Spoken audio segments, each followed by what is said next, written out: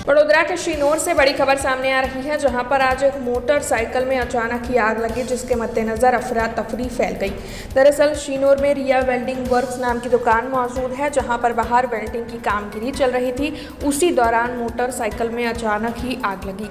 वैसे आग बुझाने के लिए फायर सेफ्टी बोतल का इस्तेमाल भी किया गया था, लेकिन उसके बावजूद भी मोटरसाइकिल पूरी तरीके से जलकर खाक हो गई।